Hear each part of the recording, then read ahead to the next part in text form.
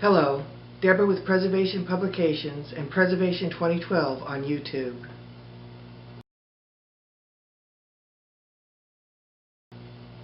Today I'd like to read a series of brief articles to you about the evolution of H5N1 in Japan. It starts January 20th of this year. The corpses of 2 migratory wild ducks found at a reservoir in Japan were infected with H5N1. From January 4th through the 10th, 7 bird corpses have been gathered from the reservoir and sent to the National Institute for Environmental Studies for testing.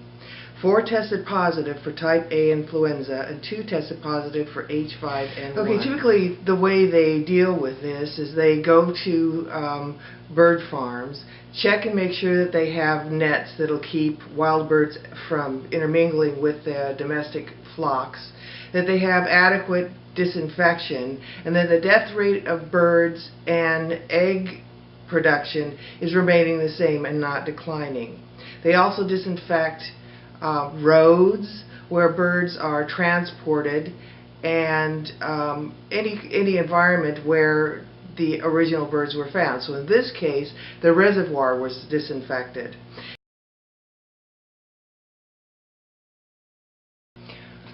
They also restrict movement of the birds and within a 10-kilometer radius of the location where the infected birds have been found, and they cull the remaining animals. So we're talking about thousands of birds that have been culled in one area, specifically because 1 or 2 animals showed up tested positive for H5N1. So on January 22nd, 2011, 6 chickens tested positive for avian flu in Miyazaki City.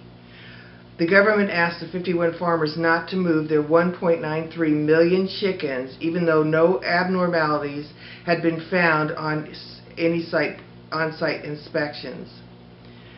If any of the 6 chickens were infected with the flu, 10,000 chickens at the same farm will be culled.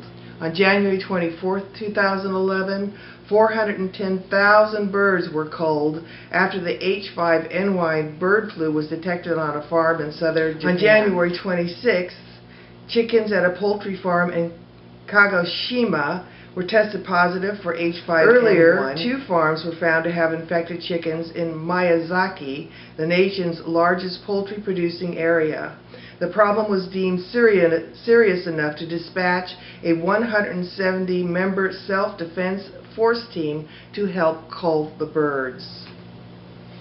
On February 6, 2011, it was confirmed that additional birds were found dead at a poultry farm and confirmed infected with the highly pathogenic strain of bird flu virus, and it's the 12th case in Japan this winter.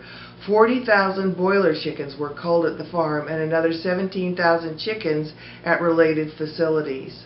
A ban on shipping chickens and eggs was imposed for a radius of 10 kilometers from the farm.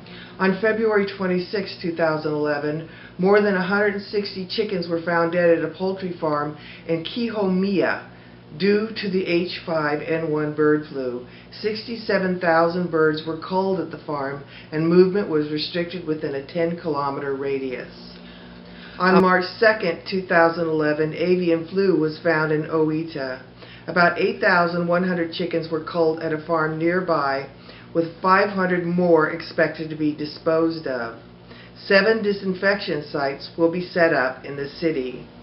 On March 7, 2011, about 33,000 broiler chickens were culled at a poultry farm after the 13th case of bird flu was confirmed.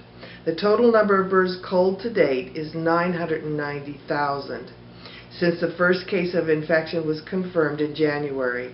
In total, 22 cases of avian flu infection has been confirmed at poultry farms across Japan. On March 14th, avian flu infection was confirmed at a poultry farm in Chiba City, marking the first such case in Kanto region centering on Tokyo. Local authorities began culling 35,000 birds at the farm and restricted the movement of another 869,000 birds being raised within a 10-kilometer radius. Chiba and I hope I'm pronouncing that correctly, is Japan's second largest chicken egg producing area. To date, more than 1.7 million chickens in Japan have been culled due to the outbreak of avian flu, which ravages bird populations.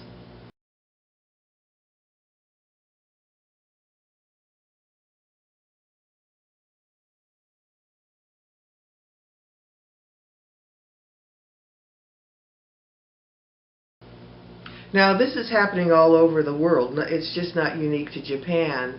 South Korea, for example, has culled 1.1 million chickens to date.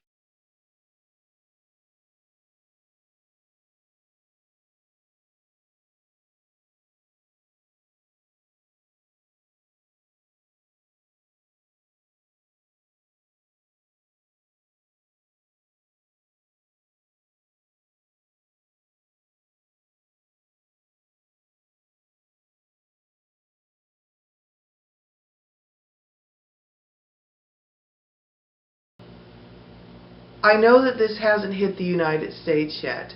It will, because it's a pandemic. It's moving its way around the world, and it'll get to us soon.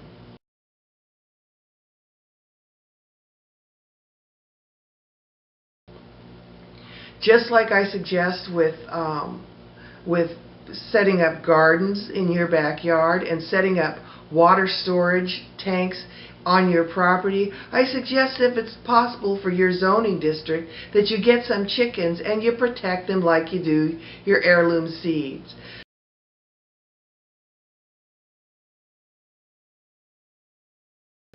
Our homes and yards might just be the little pockets of survival set up so that we can all survive this mess that's coming. So look into your zoning laws and find out if you can keep chickens on your property. Might be a very good idea. Until next time, for our families, our neighbors, our friends, and our communities, preservation.